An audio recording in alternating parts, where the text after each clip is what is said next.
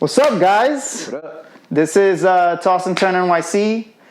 I am Eudes. This is Meshach, or what is it that you go by now? This is your camera, that's mine. Meshach or Shaq, it's whatever. Doesn't matter. Fantastic. Yeah. We've been friends, I don't even know how long now. If I keep track, it's a little bit over 6 years, 7 years. I feel like about the time I started like tricking, so yeah, probably like 6 or 7. And I feel like out of a majority of my friendships as an adult, you have been the one that has been in it the longest. Oh, we're doing one of these, or do you want this? Just talk to me, look into my eyes. Yeah, and overall, like this specific conversation that I wanted to go into detail is we come kind of from the same background in the sense of like raised in Manhattan, and we practice martial arts. I think you started at a younger age than I did. Yeah, I started when I was 8. Yeah, which is like, wow. At least Taekwondo. I had done karate for like a year before that or something. But yeah. And I feel like that has been our one of our many connections. But you've been a martial artist, and just to briefly, because I don't even talk about my martial art practices at all, with barely even with you. Like I feel like we have tricking in common, but that's a modern version of what we practiced originally. Yeah. Modern, flashier, less flashier, like regimen. What is this? Less structure. Oh, okay. Because people not watching, they can't see the like gestures of the hands. Less structure, and it's just more for like fun. You're not really learning about like the history of it and the language of whatever art you're learning. So yeah, I practiced a bunch of different variations after I got into my martial arts practice. Yeah, but tricking has a beautiful community where everyone's either, it's like a love-hate because you're on the floor, you're competing, but it's all like super friendly. Yeah. All the time. Yeah, there's a lot of love and like encouragement going on. Super bromance. Yeah. Hella everyone's sleepovers. Just so excited for you when you're doing things. So that community alone like really brought me a lot of friends, and we have a lot of mutual friends, but mostly it's like jumping from gym to gym or doing stuff outside, which is the encouragement. It's not like we practice our katas or our forms or whatever, but we'll practice tricking. Yeah. So that has been a substantial like bond in our relationship, I feel. And for those who don't know necessarily what tricking is, I'd always describe it as like martial arts with acrobatics. So you're not necessarily learning, like I said, like all the discipline and everything, but it's like you're kind of just doing the fun, flashy stuff you might see in movies or video games, and you're just kind of mixing it together like how b-boys and breakdancers do. Like they just kind of come together in a circle, they're kind of showing off for each other, pushing each other, stuff like that. So yeah, most people I feel like have seen it in like a movie or whatever. You're walking in the park, or if you do take gymnastics, you've probably seen people doing it and you're like, oh, that's kind of crazy. What is that? Very true. And I'm going off rip with you. I feel like I've always, starting you're my first guest. I don't have flashing lights, guys. Bowing. This is like done in my sanctuary, say. But at the same time, we have so many conversation pieces that we can add into this alone. Yeah. This is where I'll say, you just let me know while we're in conversation if you want it to be shared or not. But we'll just flow off the dome here. Yeah, we'll try to keep it like at least in one thing for now. Yeah, I'm sure we can talk about so many different things. Go into definitely spiral down a rabbit hole and never come out. But that sport alone or lifestyle alone is branched into so many different things. You're right. It's in movies. There's definitely now more, I want to say traditional martial arts competitions incorporating tricking into their demonstrations and floor routines, where I want to say 8-9 years ago, a lot of forms were grounded, or they had like maybe one or two standardized kicks, but now it's just more general. Like it has allowed a lot of freestyle, which is great to see. And then we share the gym space, either Brooklyn Zoo or Aviator, like just to name two of the major ones that have like comfortable floors. And I don't know. Do you see yourself slowing the practice down at all? Because people say as you get older. I don't think so. Yeah. I mean, I'm 33 right now. I started when I was like 25, 26, tricking and martial arts. Like I said, I started when I was 8. So I feel like movement in general is always a part of me. And even currently, if there are times where I'm working a lot or my schedule's just really busy, if I go like 2 weeks without some kind of like intense movement activity, I don't feel right. Yeah. And it's like a psychological it's almost thing scary because I hear people talk about a lot of like maybe like the mental things they're going through or how they're really stressed. And I'm just like, yo, like I feel like this might be preventing me from ever getting to that point. Right. It's like the times that I don't, I start getting antsy and I'm just like, I'm irritated easily. And it's just like, oh, I haven't moved in 2 weeks. That's the problem. So it's like I don't want to stop unless like obviously I have a big injury. I completely agree with you. Like even through the course of sustaining a sprain, let's say, that could put you out maybe like 2 or 3 days. Some go for maybe 2 weeks. Yeah. But you try to finesse something to get back on the floor. Yeah, you it's just like don't always use that encouraging. Foot. Yeah. You're like, oh, that foot hurt, so I'll just use the other foot. Got 2 feet. And now we're incorporating trampoline, which... Yeah, and that's a lot lower impact too. So even if you are talking for like an older person or we get older, it's like there's still ways to do it, you know? And personally, I feel like I would just kind of evolve it. If it was too much impact for maybe my joints or something, I would probably go with more the... Like there's a big movement community growing right now, which is like functional movement. The calisthenics guys, man, they're crushing it. Calisthenics and just like a lot of this floor grounded work that's almost more like capoeira, where it's like you're building a lot of the strength in those weak points for people, like the legs and the back. So I think it would help prevent injury and still keep you limber, you know? I agree. The reason I bring it up is because it's such a connection point for us. Since I don't remember meeting you in the gym, and I kind of don't reference, like, I feel like when I go to the gym, even now when I start going back in, tomorrow hopefully is my first week attempting to go back to zoo, but I gotta like reshift as I was working an evening shift, now I'm gonna reshift my schedule to a morning shift. Yeah, it's gonna take some time. So hopefully my sleep cycle can regulate itself quickly enough so that I can participate in going.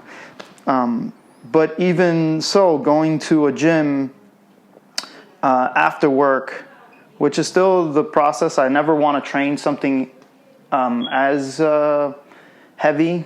Like I used to go and lift in the mornings before going into work, but kind of be drained for the I would feel that too, especially if you didn't eat right after. You just get tired very quickly. Yeah. And then want to do something else after work, physically draining as well. So I'm hoping that the schedule switches, flips real comfortable. I start to participate because I've seen a lot of the guys incorporate so many new styles, and everyone's now with this preventative.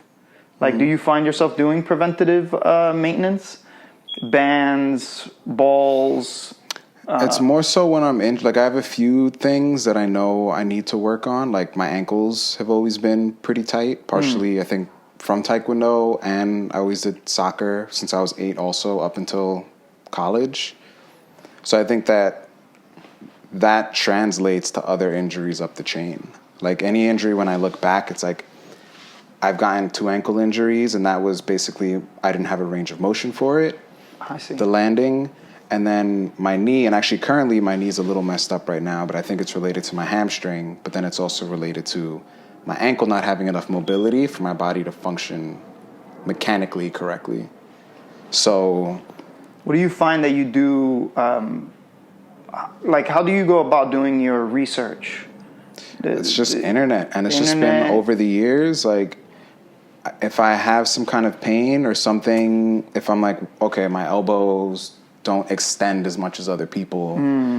Okay, what are some things I can find related to that, and look for other people who have similar issues, and then see what they're doing and try them and be like, oh, that didn't really do anything. I feel like I really fell in love late with martial arts as a whole, and I came in like kind of battered. I had to wear ankle supports, knee supports, and like wrist.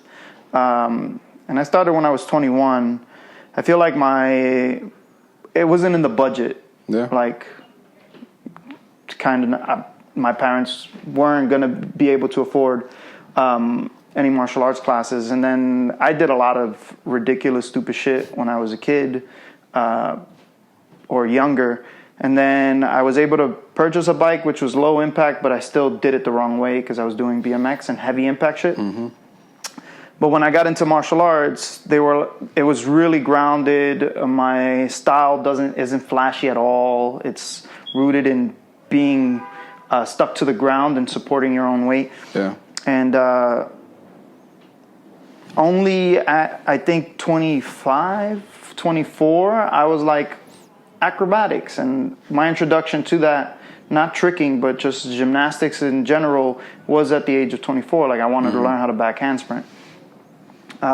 Flash forward, and now we're doing like one-armed, I don't even know what to say, like it's a scoot, it's a Gumby, it's like really strange twisting things, which if I didn't have a foundation, which is or like a passion for it, I think everyone should find their passion. Being embedded into your system since like you were 8, did you ever take a gymnastics class? And when did you take one? I didn't take one. Like, I was always I was going to ask you, what do you think was your inspiration to get into it? But I guess that's kind of in a way what you're asking now. Yeah. And I feel like I was always into Ninja Turtles, Power Rangers, all of that. For sure. Like, I did like martial art movies, and it's like, oh, I want to do that. Or I want to do like the Ryu kick from Street Fighter, the Hurricane kick, and spin around. Right. So my mom was just like, okay, here, let's try karate, let's try taekwondo. And I even remember on my taekwondo, before you go, they ask you a few questions, interview you, quotes. And they were like, oh, what do you want to do? And I specifically remember saying, oh, do you know Ryu and Ken from Street Fighter? I want to do the kick when he spins around. Me being like 7 or 8, not knowing that that's physically impossible. But then now older, it's like seeing people actually do, not that exactly. I mean, they don't do 12, but they do 3. The inspired move. Yeah, and it's like, oh, that's kind of cool. So yeah, I feel like that happened, and I didn't actually take any gymnastics. I think in high school, my mom had let me try Chelsea Piers for a little bit, but it wasn't like I really learned anything. It was more like she would come with me once a week, and I would try. And that was it for a few months. And then I didn't try it again until I was like 19. Shoot. And I still never really actually could just do like a backflip until I actually started really going to like Chelsea Piers and 5-star. And that was like 25, 26. Shout out to Randy at Chelsea. I don't know if he's still there, man. I but don't know. The dude is... He was brolic and limber. Yeah. He looked like Juji Mufu. Yeah, like he looked that. He'll hold a grown man with one arm as they just like did a pass that they couldn't do. Yeah. But that's the thing. I feel like you need that safety. Yeah. Because I remember even with Taekwondo, there was a guy, Joe Incognoli. He was one of the instructors there, and he had like a demonstration class. So we would be doing all the jumping, like flying side kicks and stuff. Like you would see a board break if you watch like Taekwondo. Okay. So that's where I learned a few basic things, and then he was training me on the side, like on Sundays for like a year pretty much. And that's where I learned like my no-hand cartwheels, my cheat 720, my cheat 540. But that was all I ever got. He knew more, like he was trying to show me B-twists, backflips, because this is stuff he saw. He was like into b-boying, and I think he saw these karate competitions, but because YouTube wasn't necessarily around, you don't know it's there until you go. But I was always kind of scared doing it because all we had were the puzzle mats on hard floor. So it was always this fear. And I fell plenty of times, but I just never got... I never got those moves Yeah. until I started going to like a gymnastics facility consistently and doing it at least twice a week. I agree with you. And that built up more confidence, especially because I overthink, so it takes me forever to work on something. When did you start actually like really being like, you know what? When I was like heavy this. 5 years into martial arts practice, and by that time, I had maybe like grown forms, because my forms are 50 moves. The smallest form is 50 moves. So I had like 6 of them in my bag. That means like I had some idea of movement, particularly nothing to do with jumping at all. Like a box jump was foreign. But I always, just like you, Ninja Turtles, man, like Power Rangers.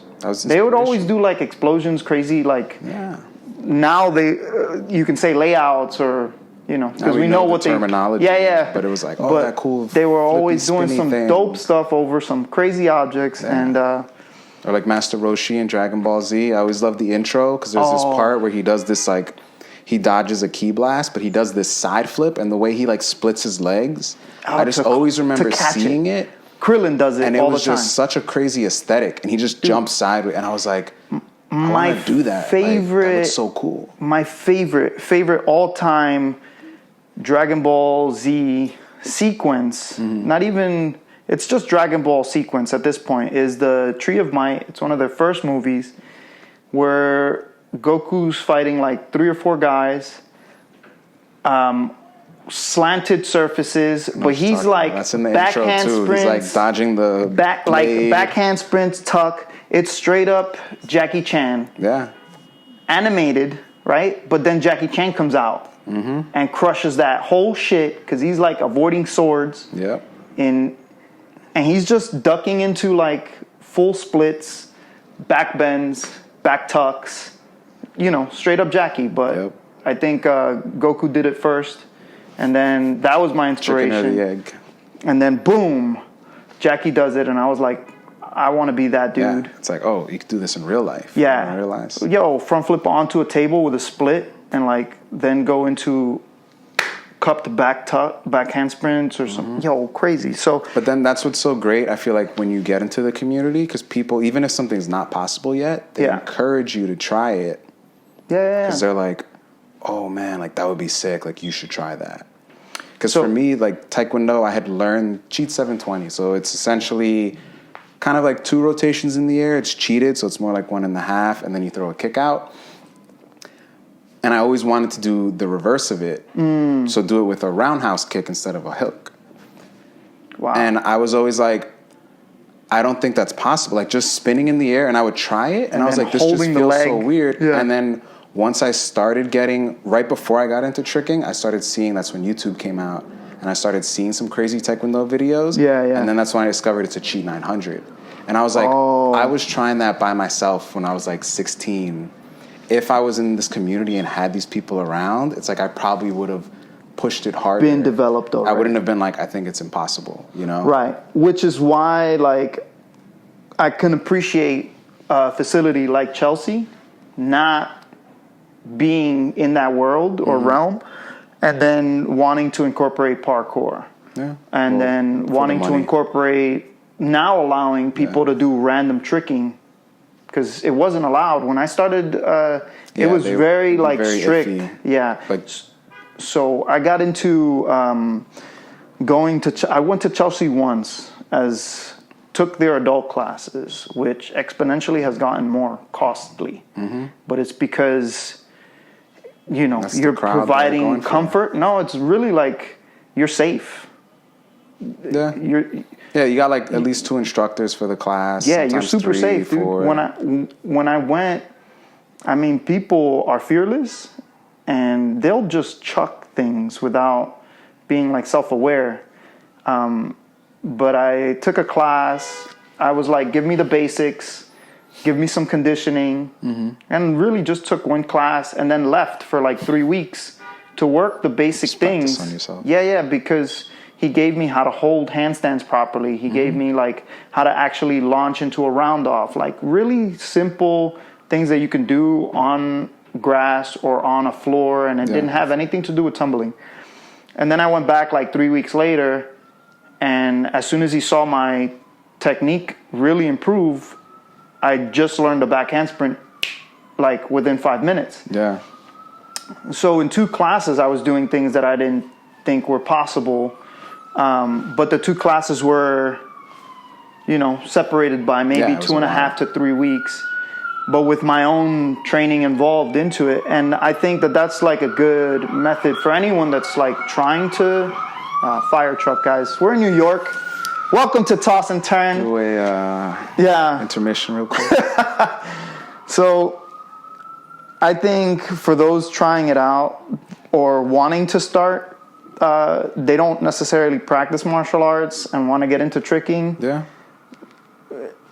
It has only been a beautiful chemistry that I've had, like joining that movement or group or overall. So what made you actually try it though? Because I feel like everyone like who doesn't want to know how to do a backflip, like everyone's like, oh, that's cool. But not everyone has something push them to be like, you know what, I'm going to go. You know what? I was definitely hesitant to...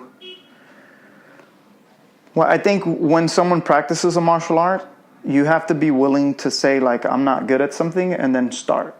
And then get your ass handed to you. Yeah, you got to be humble about it. You got to be super humble, yeah, for sure. But then there's an arrogance that comes with that. Because, like, oh, my martial arts school is now... Like, that could be your technique or this and that and the third.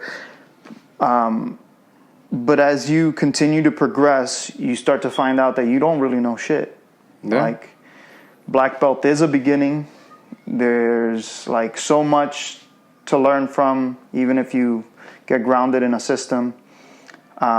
So, in my school, kicks are not, like... They're 50 or 30%. Like, it has nothing to do with anything except, like, you need range of motion and you need flexibility. But the senior black belts that were there, they had some crazy maneuvers. Like, grounded, nothing was lifted off the ground. Yeah. But if someone can throw, like, a lotus kick, roll it into a roundhouse, bring that back behind them and do, like, a reverse hook with, like seconds in between those kicking, that was always super impressive, but I never had it. And then go to a gymnastics floor, speed the time up, and now I'm seeing people do cheat 720s or some form of like 900 spin to a hook. Yeah, like just they straight reminder, up. When we're saying those numbers, it's degrees. It's degrees. So like 360 is one rotation, 720 is two. Right. So you can envision you're standing face to face with an opponent. Yeah, it would be this way. Right. This one. You're facing an opponent. You do a regular kick. That's just no rotation, and then you turn your body 180 degrees, and then you throw them a kick from facing behind. You're like, now your back is turned.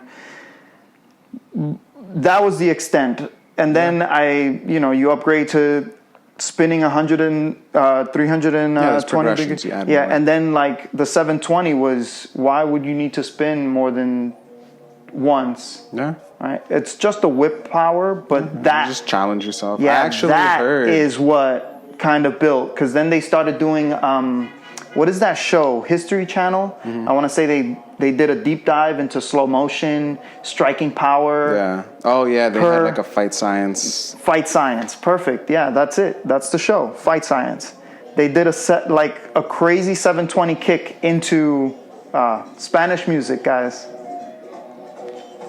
Now that's the other break. But they did a 720 kick into like a ballistics dummy with like sensors. Just to like measure the power. And then the G force. Capoeira's kick is like a proponent of putting your hand down and like reaching across your entire body to put 2 inches of pain into somebody with like over 1,000.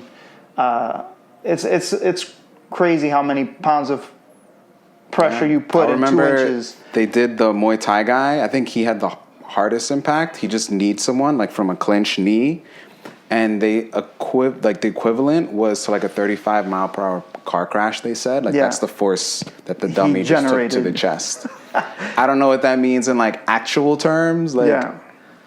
I don't know how bad that is, but it just is like, whoa. Sounds like crazy. Like, to hear that, like, you can do damage, but to know how much damage you could do is like, it's kind of interesting to be like, oh, well, yeah, damn. Yeah. Didn't know that. So that was what kind of triggered me trying to incorporate these MacGyver moves. Yeah. Just like, I grab a piece of duct tape from this class, I grab a string from this class, and like tie it all together, see what I can create. But then you're in a gym with guys that are just doing it. Yeah. They're just like, and it's cool to see because they'll put on their headphones, they're just zoned out into their own space. They make sure that they don't launch into somebody because it happens. People just cross your path. Yeah. So you got to be self-aware on that righteous walk of across the gym kind of thing. But yeah, when I started to see people doing that, and I got really comfortable with being around them because they're nice guys or girls at this point, but they're intimidating as shit, especially if you're seeing like, I don't even know, crowd awakener is an intimidating move because you're just like moving, you launch into the air, you take a still frame. Just do like a split. It's a split in the air, but you kind of hold that thing for like what looks like eternity. Yeah. But they're just like, boom, shot, and come down and land and just super clean. I'm super impressed by people launching themselves and landing into full splits. Yeah, I'm always a little nervous about knees on some of those. Yeah. Some of those look a little shaky, but Single-legged landings. But then I feel like that can be the negative sometimes, especially with the younger kids. Because they're trying to it just becomes about trying to impress and show off, and they do things they're not ready for. Yeah. Especially because there is no structure. Whereas if you were to take gymnastics or martial arts, or even just other things, it's like you're not even shown this, or your body's not capable of even doing it yet because you're not strong enough to hold that position. Yeah. But here it's like, oh, like everything's so safe. I'm just going to chuck it and land and see what happens. No. And then someone's knee ends up the other way. I remember. It doesn't really happen, but yeah, it's just in my head. No, because people are like, oh, you must get hurt all the time. And it's like, no, like the amount of people I work with and I see them in casts just because they rolled their ankle crossing the street. It's like, bro, like, it's intense. For the things you see these people doing, and when you actually break down the numbers of it, injuries are very low. I feel like I'm more aware of your body. Yeah. And stronger. Like you're less likely to hurt I see yourself. more injuries outside of the gym than I do in the gym. People who don't practice or anything. Yeah, for sure. So I would definitely recommend picking up some type of self-defense because that's why I chose it. I wanted to be able to defend myself and defend those that can't around me. Even though the moves, even though the moves were particularly like, oh, that's really cool, but I didn't get into it till like I was a brawler. I'll pick someone up and run them into a wall. Like that was day one, or what Bruce Lee was like, use everything. So bite someone in the face, you know, whatever. No rules. So at the end of the day, like I really wanted to get finesse. I wanted style. I remember recently, like, and it's always cool to see new animes because we're into that as well. Yeah. We're into animes, crazy movies. I know I watch fight scenes now, and I'm just like, I'm diagnosing shit hard body. Like I can really break down, and I can see the work that went into, like when guys are working out in the gym and trying to figure stuff out. You see the mechanical ingenuity that it takes to even do a scoot to like some crazy pop to pull off, even lifting your knee or having your arms behind your back. It all takes intricacy, but I think it's really cool that people get started. And I always talk to you about like the best methods to continue to practice, because we get together and we like do videos or we the coconut video, trying to break that with your foot. Still gotta edit the other video, the mac and cheese. Yeah. That goes into like even your healthy lifestyle, because I feel like you're really well-rounded. You're also a chef, right? If you even want to get... I feel like, no, I was just going to say, like, I feel like chef. I was actually just talking to someone on my way over about it. I feel like when you say chef, it's like you went to culinary school. I like to cook. If people want to eat it, great. Yeah. But I feel like, I actually said this example too. I was like... The stuff that you make tastes like really good. Because I know how to help an injury, like I can't just call myself a doctor or a physician, you know? Because it's like, that's a title you get for achieving this. It's like a master's degree or a certificate. Sure. I think at least. So essentially, if you're just good at it and people like it, no one really cares. This is a bit of a controversy. I'm going to say this right now because it's definitely controversial. I battle it all the time because I practice martial arts, so I just call myself a martial artist. Mm-hmm.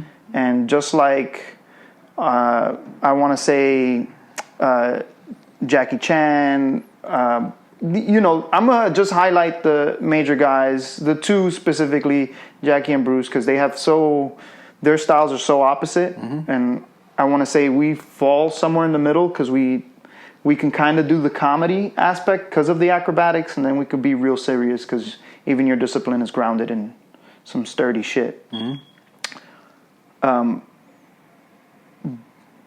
Given the years that you have practicing, you still wouldn't consider yourself a master practitioner because we're always students. Yeah, I think there are certain moves that you can consider you mastered, but I feel like just to say, like, one, you have to kind of define what you mean by master. Mm. So, but I think in general, just to say you're a master at anything, unless you mean I have a master's degree. Yeah. Which even that doesn't even necessarily mean you're the best. Right. It just means that you met the qualifications to be there. The only reason I'm going into this rabbit hole is because of titles. Yeah. That's what it is. It's just titles. And it's like most of it's arbitrary. Like it doesn't matter. It has nothing to do with anything. Oh, no. The amount of black belts who just completely, can I say not nice words? Or is it sensitive? Yeah. I mean, you could say whatever you want. Range? I say this show is not for children, but we don't curse. PG. Even in our real the amount of adults who are just booty. Yeah. Or like black belts, I mean, who are just booty. And it's just like, people always think like, oh, you're a black belt. Like, can you beat me up? And it's like, I don't know. Like, maybe not. I don't know what you know. Like, but then there's so many, like you'll see like a 5th degree black belt in a competition. You're just like, man, that guy sucks. Like, and then people who are white belts, who it's like, yo, that person would beat that black belt. Yeah. Really good. And it's all just, it comes down to the individual. It's not what belt you are, or what accolades you have, or what awards you've won. Competition that I went into, I wasn't a black belt. But my instructor put me down as a 2nd degree. Mm-hmm. And in that, I was shitting myself 130%. Yeah. Like, he was like, you got a year practicing with us, you're a black belt type of shit. I was like, holy crap. But yeah, I saw a lot of, the reason I bring up that is because even now, I don't talk about it because I'm really I don't want to say I'm hard on myself, but I know that there's more mastery that comes with like even saying that. Mm-hmm. So yeah, I feel like the more you learn, unless like a lot of people, their ego stops it, the more you realize how little you know. So it's hard for you to call yourself.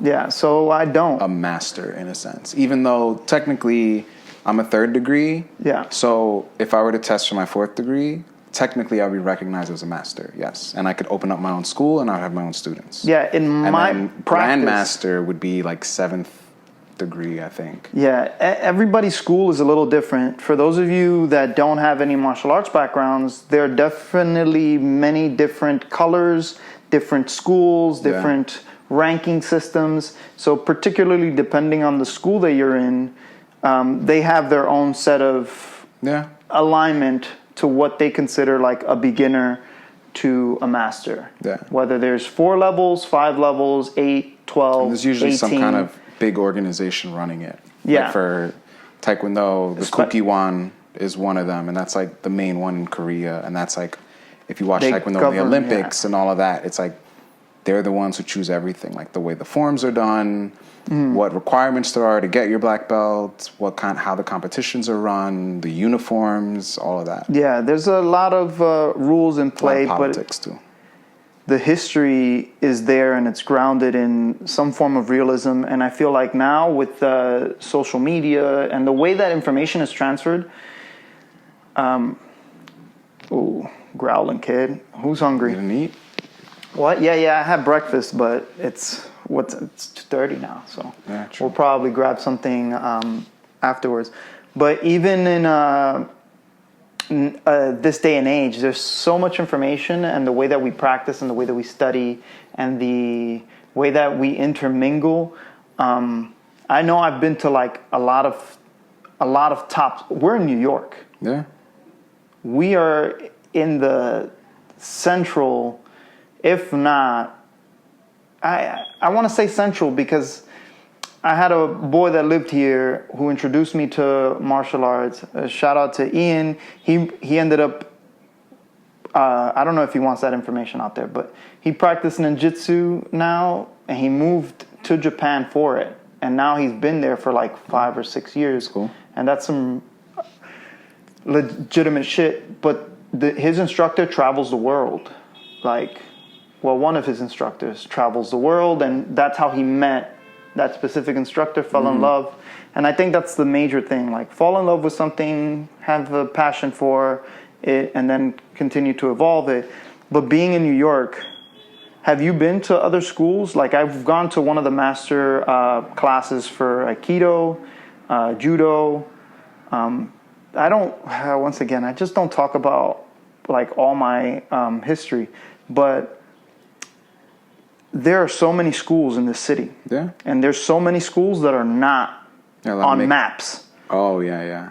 Like, there's some that want students, and there's others that don't want students and don't need to boast about their info. I guess I'm a really hungry kid. But in general, do you find yourself going to different schools just to see what they're about? Or in this I feel like age? in general, the whole thing is like you just try something, you know? Like I said, my mom had enrolled me in karate first when I was younger, and I didn't like it because just the way the class was. And I think it was at the YMCA too. And it was just like we were the white belts, and we do this meditation thing in one of the stretches. And then I just remember all the color belts would get up before us, and we just have to sit there meditating. Yeah. And I would just be like, why can't we do stuff too, you know? So I stopped that and then tried Taekwondo. And then I only tried tricking because I saw at a competition, Micah Carnes actually. Oh, legend. Doing some crazy stuff. And even Dallas Liu was there, who was like 8 at the time. And these are just like really good trickers who now kind of got into stunts. They don't trick too much anymore. But it's just like, I was like, you know what? I've been always wanting to learn how to do a backflip and do some of these crazy moves. Yeah, I'm just going to go do it. I'm going to go try it out. That's and I think how I that's felt. what you have to do, just try stuff. So even now, I actually was asking some people, because it's like, I want to try out some jiu-jitsu just to see, at least learn I saw you structured post groundwork. about wanting to do that. Yeah, I just wanted to see if anyone had recommendations. I have got a few good ones, so I'm going to try them out. I actually might try this week. Nice. Because then, like you were saying, part of the problem I feel with a lot of these schools is you don't know what's a good school. Yeah. So I feel like just with any kind of information, like anything you want to learn about, politics, food, you can't just go to one source. It might be a good source. I agree. But it also might be just a complete crap source, and you won't know any better. Yeah, there's so much flood of information. Like, how do you tell which is what and what to attend? We like to go through peers. It's like Yelp and everything. It's like, I trust this random person more than I trust a professional almost, you know? Agreed. It's like reviews. We want to know what your personal experience was like, even though you're completely biased and you might not even know anything. or you had a bad experience and you left a bad review, but that's Yeah. just because you're a difficult person. Like, it could have been that. Yeah. So I think it's like, yeah, you just try stuff. I haven't really visited a lot of other Taekwondo schools. I did start at one, and then I followed someone from there started his own school, and I followed him. I think the method that I've been using in my choosing is particularly personal. Like, I'll have a conversation with the instructors. I'll see what their personality's like, if it matches with mine in a sense. Like, we're all about trying to do good and be right and all that, and still.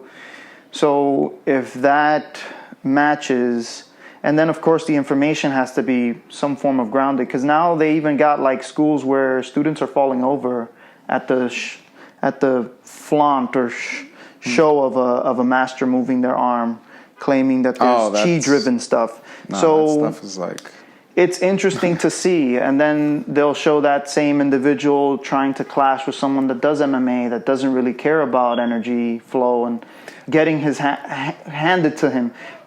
yeah. In that regard, I say do a little bit of research, but definitely pull the trigger and just participate. Yeah, I mean, try it. Even if you do think it's phony, try it. See how you like it. Like I told myself, I told myself that attending places kind of gives you a sense of self, because you get to put your knowledge to the test. Yeah. How fast you learn, how fast you exchange information, and there's always something to learn from someone, to incorporate in your body, to kind of digest it, see what that feels like, and who knows if it is a difference. But the titles, rolling back into that, that's why I kind of don't call myself anything.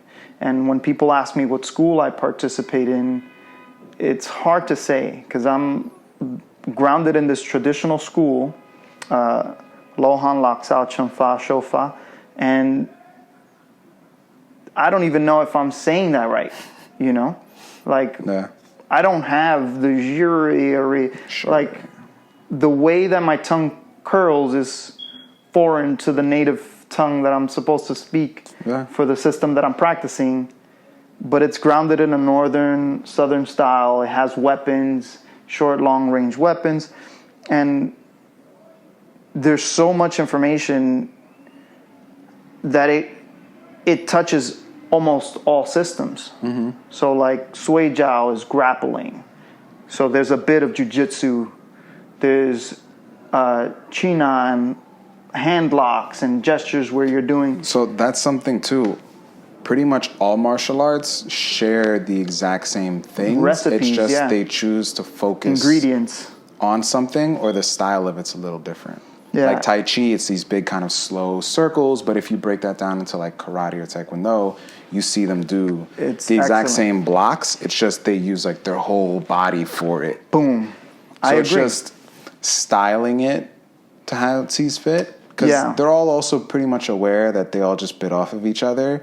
So it's just kind of like their egos being like, oh no, ours is different because of this. We do it this way. And it's like, it's all kind of the same thing. It's just the practitioner, what you can make actually work if a situation arises. My memory escapes me, but yesterday I went over, Kenny was doing this 24-hour comic book challenge thing where you draw a comic book in 24 hours for this. It's cool.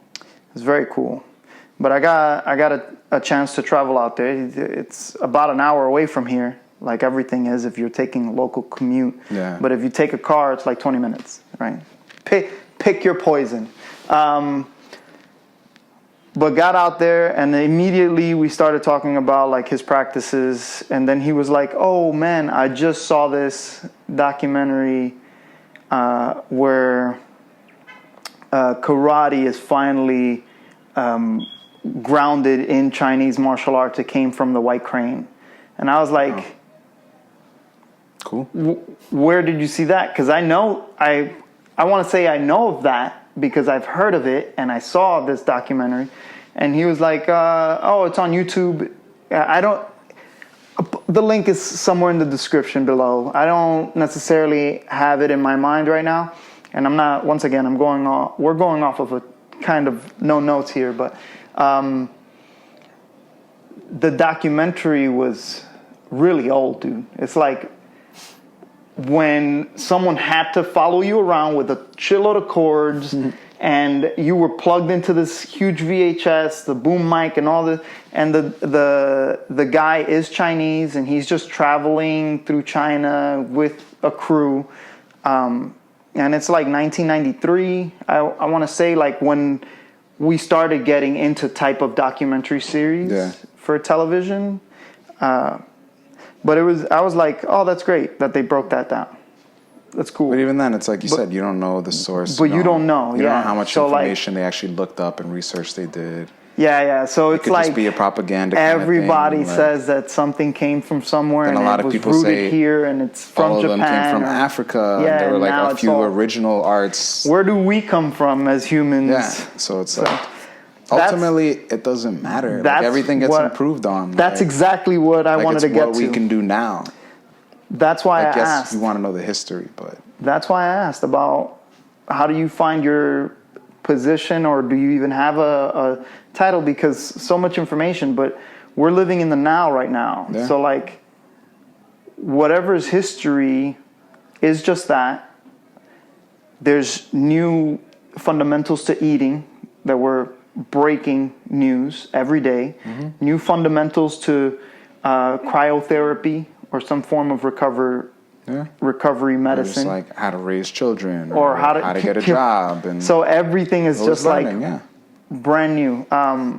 So even now in this day and age, as a martial artist, I find myself doing deep dives into like what is the best method for me living in New York, where I have parks left and right, or I have, there hasn't been a martial artist living just in one sanctuary of Manhattan, such as yourself, because we're, as you said, older.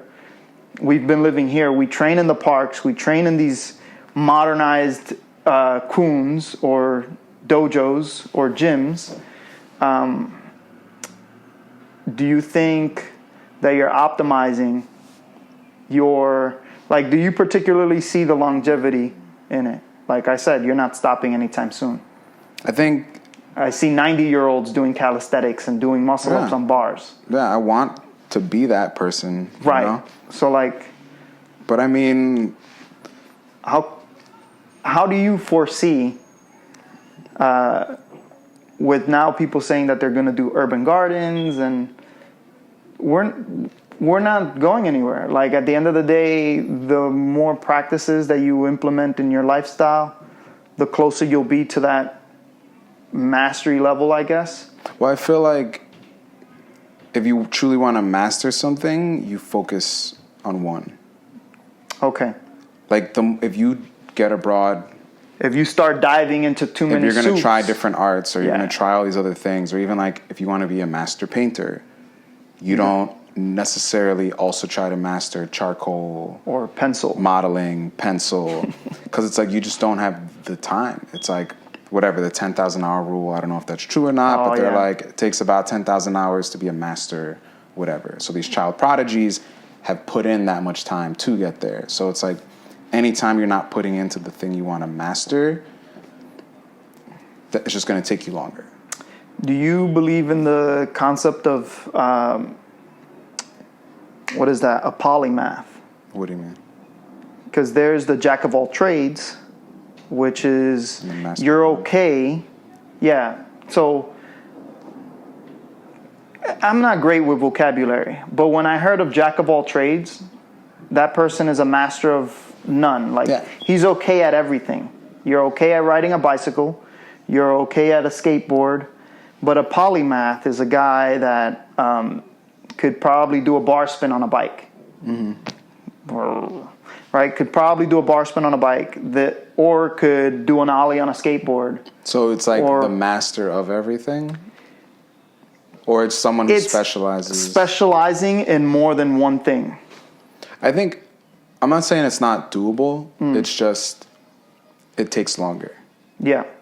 And like, that's it. I feel it's like harder. Like in general, you got to focus on something if you want to achieve that thing. That's always been my thing.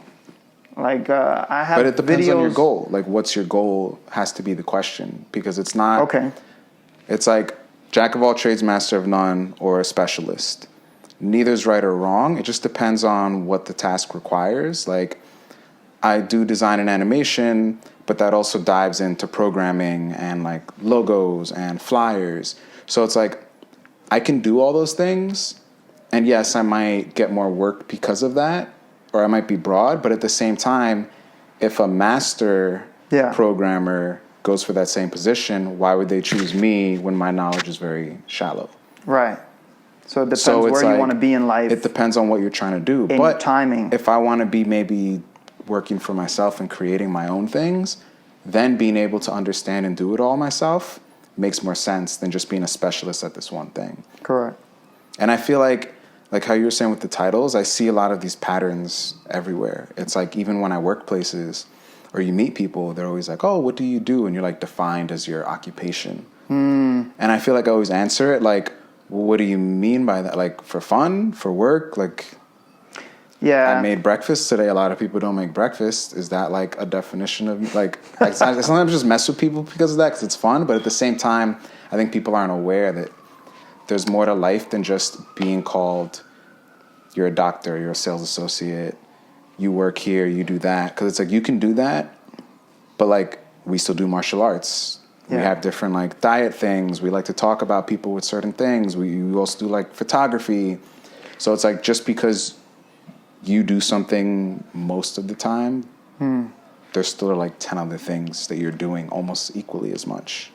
Yeah, I want to say like, if I don't you get caught up on it, because I just know that's just what people are used to doing. That's how they're used to talking. It's like, oh, how long have you been doing True. this? What do you do? And I want to say you're my first guest because I want this platform, Toss and Turn NYC, came about because I kind of don't sleep.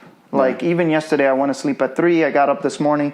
There's a guy putting a double-headed sink because we're trying to manage how many dishes we're washing, and I want to be cooking while there's still dishes being in the sink so that we can. So like, there's always something going on. So even on Sunday, we're shooting this. Kind of, we want to go check out there's some jazz. Jazz happening later. Classy dudes. Hopefully we bring a bottle of wine, I'm assuming. I don't know. To a jazz event so that no they idea. can. But there's just so many intricacies living in New York that I want to dabble in everything, but then I want to make time for specific things. So that's why like I'm rearranging my work schedule again so that I can partake in training. And I rearrange my schedule so that I can have appreciation for getting up at like 4:30 in the morning. Which is kind of wild to say. But most of the people that I socialize with only have like aside from yourself, like I think you have a great sleeping schedule. And you sleep really well, which I struggle with. So I get like maybe 6 to 7 hours on a great day. Some days it's just 4. So that's not good. But then I have my days where I like comatose and I'm out for a full like 12 hours for recovery. That's called crashing. Yeah, that's called crashing. But I feel like there's so many platforms that we exchange frequencies really well in, that if you guys want to have Shaq back, I hope he does come back. I don't plan on having a lot of 1 million likes, and I'll come back. Throw it up, yeah. I don't have a lot of ideas as to like I one thing that I kept on getting asked by outstanding question throughout the year when I was like, I want to do this show, or I want to sit down, and I was like, it's because I want to connect with the people that are already in my circle. I want to talk to them one-to-one. I want to record our conversation, as silly as that sounds, have it as a memory bank on some form of platform that we can look back at when we're older, if we get there and we hit the see now button, who knows? Oh, this is what you were doing when you were younger, blah, blah, blah. And have it as a reference. Like I do video diaries. Like as a grown man, recording myself, like if I'm on a moon, because I'm the first one to be living in this moment, doing the things that I'm doing, creating the stuff that I'm creating. And even through the gym, I've gotten to meet some outrageously talented individuals. And I'm pretty sure if you go to a facility or if you do something specifically like an art gallery or you're into a specific art, you're going to run into some creatives or some magicians in their own field. So, and even then, I just want to say, I feel like a lot of people don't know what they want. And it's just, I feel like it's always just a matter of just try stuff. Like you don't know what you like until you've tried it. Yeah. Like I feel like part of that was my upbringing and being here in the city. There's so much we're exposed to, and my mom tried to expose me and my sister to a lot of things. So that's how it was like, oh, I actually like martial arts, or I like kind of doing more arts, creative things. So a few things. So it's like just try things. A few it always things evolves. about Shaq that, sorry, I cut your name. I took out the M-E, Meshach, right? A few things about this guy that I'm interviewing is that, or having a conversation with at this point, because we're just going on a tit for tat here. But the things that I noticed, I don't really like to travel too much, but you've gone kind of around the world in your own sense. You've taken flights to places, and then you've commuted by bus, train, and then taken flights out of different locations. Like you're the one individual that I've seen that has done it in a way that just works with your lifestyle, where I don't even know how many times a year you travel. I just know you've seen a lot of the world. Not even a lot. There's so much. Yeah, there's so much. But in my eyes... But compared to what you've seen... I've consistently traveled to the same remote location, or I've been forced to travel to other places. And I say forced because I'm like, I don't want to go. I kind of keep this rhythm in my life where I'm like routine. And I don't know why. I think it's you haven't tried it enough. No, because I don't like it. But you haven't been... See, that's what I feel like... I don't like you large might not crowds. have liked where you have gone. No. But not everywhere is large crowds. That's the thing. That's true. Like so many places We'll battle like this for a minute because so many places are so just solitary, and you're just there and you're Still. like, I've never been this alone before. And because you're there solo, because I'll travel solo, it's almost like this, okay, what do I want to do? It's not what are my friends doing. Yeah, which is why I commend you in your travels. It just teaches you more about yourself a little bit. He doesn't rely on anyone, plans it, schedules it, does the damn thing, comes back. Really no boasting. Maybe you'll post one or two things. Try to take some cool videos. And then that's it. And then I was here, it's done. Your archive of like photos and videos should be amazing. Some interesting things. It's very impressive. It's like I haven't seen it, but I pretty much know where you've been. Just in the moment, I kind of don't recollect exactly where you've been, but I know that you've traveled a lot. So if you ever want to come back and talk about that, I know we did a deep dive now in martial arts and what it is to have like a hobby that kind of keeps you in good health. Yeah. I'm down. I like the longevity of our practices because it's done on matted floors for the most part. And then I know that, like I've been to your place where you have bands on the ground and it looks like you're doing maintenance at home just as I do with sticks, balls. Trying to get my splits. So that we can roll out, and get our flexibility, our strength. So all those things fall into the same strict pattern. And I'm always intrigued and I am inspired by like the many things because animation is something that I've done in the past, but Flash, if people don't even know what Flash is at this point because it's just embedded in the Macromedia Flash. Yeah, but it's just embedded into the streamline of how people view things now. There's not like Well, it kind of died out too. Like it's not. Yeah, as big but as it GIFs was are flash-based 90s, 2000. animations. Not always. Yeah. GIFs, you can make them in Photoshop. You can. You're absolutely right. It's just that was one of the easiest coding, ways to yeah. make it at a specific time frame. Yeah. But at some point, I dabbled in things, just like you're saying, try stuff out, and then you stick to something. Yeah, you're like, oh, I kind of like this. Yeah. Let me do more. And then who knows? 2 years from now, it'll evolve, and you'll be like, oh wait, I didn't think I was going to be this. Yeah, this is better now. I want to do this. Or you're doing it for 5-10 years, and you're like, whoa, holy crap! I guess I like this. Yeah. And who knows the places that it'll take you? Yeah. And how far your reach will be into that, or how passionate, like, what will flip that switch for it to be a passionate thing in your lifestyle. But I say pick a subject matter that can benefit you physically and try to incorporate that into your routine. Yeah, some kind of physical outlet. Yeah. Anything. Because you mentioned the stress factors that come with society. Yeah, or just living. We're not meant to be this sedentary and like in spaces. Like any animal, you look at any animal, if they're kept in captivity, they develop all kinds of health issues. Yeah. And like I've worked in pet shops, so I learned a lot about fish and birds and realized half of the stuff we sell people is to basically medicate the fact that you have this animal in captivity. But we're also selling you the animal. So it's just like, at some point I was like,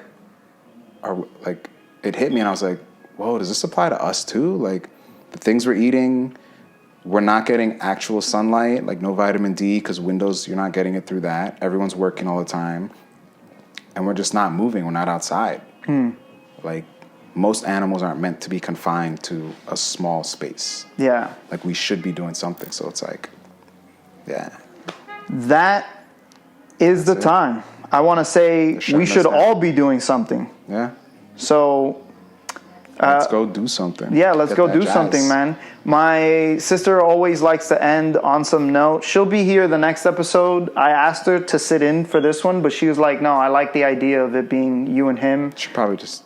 Yeah, that too. She probably just doesn't want to... if you guys just She recently got a tattoo, which the art is beautiful. She should show you because it's freaking incredible. The artist is based in New York. I have my own tattoo artist.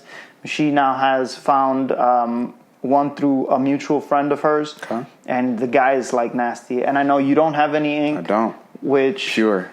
I appreciate people that don't because... I'm just too picky. I would want to design it myself. It took me 10 years, you designed yours, right? Yeah, it took me 10 years to figure out mine. I would be like that. Yeah. And then mine isn't complete. So at the end of the day, like I talked about it on this show that I'm trying to level up. And as I do that, I kind of like add a little bit more ink as a reward, a painful reward. It's not for the faintest. So if you got some ink on you, it's because you really want it. And hopefully you find a good artist because there are some, just like martial arts instructors and, masters and black belts and like cooks. Not everybody knows what the hell they're doing all the time. What they're doing. Yeah. So even though we're talking to you, like if we're not, our knowledge is seeped into the grains of like wisdom, maybe it's not. Who knows? Yeah. So don't take our word for it. Get out, try some shit. Thanks. Yeah. Be happy, be healthy, and my sister says drink a lot of water. Yeah. I think that's the cure for it. Eat some fiber. Let's just keep on adding to that. Eat some Thanks, fiber. guys. Thanks for tuning in. Probiotics. Your macros. So make sure you got your protein, your carbs, your fat. Okay. Those are just the essentials. He has a channel. Yes. Called About This Much. Yes. You should go check that out. It's just food, recipes, nutrition, and I'm doing it just showing people. We didn't talk about it. Things. But I want to have you back on. But yeah. Just to talk about. Just that way they at least know. Yeah. It's like, I'm not, like no one's going to go unless they're like, oh, I like food. Then they'll go. But it's delicious. He says he only makes breakfast, but I'm going to say chef, you take it the way you want. Because at this day and age, you've probably been cooking most of I've your been life. cooking since I was like younger. My mom would have me and my sister cook. So Making cold soup, which is cereal, ice cream soup. making food. So if you know how to pour a bowl of milk into already prepped That's cereal, yeah. don't go the other way around. I dislike that. Don't pour the milk and then drop the cereal. No, then it's like separated and you can't even get it. What are you doing? And it's just dry. What are you doing? Nah. So yeah, I think you should go check out About This Much. For those listening in, it's about ABOUT this THIS much MUCH. Yes, it's on Instagram. That's the main platform. Yeah, there's a period between it. So about.this.much. Go check that out. Yeah. I think you'll enjoy what he prepares, and it's so easy. I like the recipes. I've made a few, and I think I've only like shouted that out like once or twice. I'll do every time I make one. I'll shout it out some more. But it's really good, and I'm on a plant-based diet for those that don't know. So most of his stuff is really it's a lot of plant-based options. Plant-based options are incorporated in there, Yeah. but you can add your own thing to it. Yeah, and just have either his as a main or his as a side, and that'll work. I think the desserts and the juices are really what captivate me. Yeah, I'm trying to figure out a good like a good thing to be like make that the focus. Whether it's like pancakes and it's just different kind of pancakes. Oh man, the pancakes that you showed this weekend. Just like different kinds of guys, go look at the picture. The pancakes. I took that picture for the PDF ebook. Oh. So I'm gonna put that out soon. Okay. Yeah, there's a lot of stuff going into the works. But now we're starting to talk about Yeah, now we're going into... We gotta go see some jazz. All right, guys. Thanks for watching. Thanks for tuning in. We'll see you next time. This has been a wonderful experience. Thanks for being on the show. Toss and turn. Toss and turn. NYC, we're out. Have a good day. Peace.